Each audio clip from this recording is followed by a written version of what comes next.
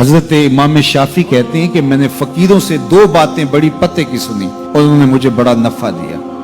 ये बहुत बड़े बुजुर्ग होने के बावजूद, इतने बड़े आलिम और फकीह होने के बावजूद ये दरवेशों की सोहबत में जाके बैठते थे। हजरत इमाम अहमद बिन हंबल को किसी ने देखा कि हजरत बिशर हाफी के पीछे दौड़ रहे हैं, तो किसी ने कहा इतने बड़े इमाम हो और इतने बड़े फकीह हो, इस फकीर से क्या ढूंढते हो, बिशर हाफी से क्या तलाश करते हो?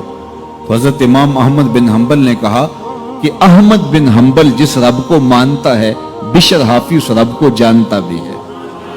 तो फकीरों की बातें बड़ी पते की होती हैं। तो कहते हैं कि फकीरों की दो बातों ने, इमाम शाफी बोले, कि मुझे बड़ा फायदा दिया। एक तो ये अल वक्तो सैफुन कातिउन, वक्त काट देने वाली तलवार है।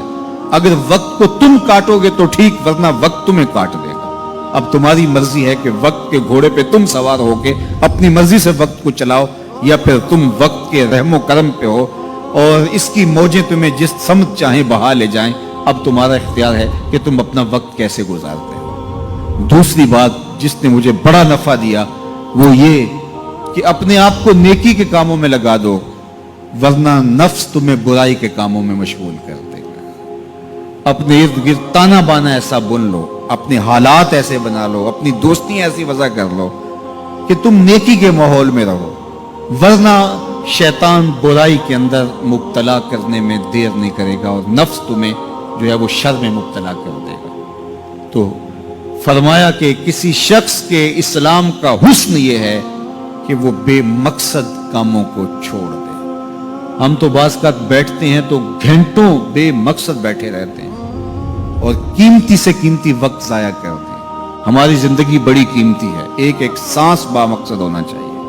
हजरत उवैस करनी रदी अल्लाह ताला अन्हु को हजरत उमर रदी अल्लाह ताला अन्हु और हजरत अली मुर्तजा रदी अल्लाह ताला अन्हु मिलने गए। हुजूर का सलाम दिया, हुजूर का पैगाम दिया, अल्लाह अकबर। तो वैसे करनी तो तड़प गए ना, चश्मान से आंसू हैं और बार बार पूछती हैं मेरे हुजूर के लबों पे मेरा नाम कैसे आया था। हुजूर ने कहा था ना कोई उवैस बिन आमिर को मिले और मेरा सलाम दे और उससे कहे कि मेरी उम्मत की बख्शिश की दुआ करे। अल्लाह अकबर। तो ये मिलने गए हुजूर की वसीयत और हुक्म के मुताबिक, हुजूर का सलाम दिया। तो ये बार बार कहते थे हुजूर के लबों पे मेरा नाम कैसे आया। अल्लाह अकबर। तो जब ये तड़प देखी तो कहा इतनी मोहब्बत और इतना प्यार तो हुजूर को मिलने नहीं आए, हुजूर को देखने नहीं आए। तो हजरत उवैस करनी फरमाने लगे तुमने मेरे हुजूर को देखा है? तो ये खामोश हो गए। तो कहने लगे मैंने नहीं ना देखा तो मुझसे पूछ लो, तुम पहले बताओ कि हुजूर के अबरू जुड़े हुए थे या खुले हुए थे? अल्लाह अकबर। तुमने तो हुजूर को देखा है तो जरा बताओ ना।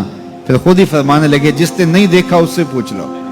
कहा कोई करीब से देखता तो खुले हुए नजर आते, दूर से देखता तो जुड़े हुए नजर आते।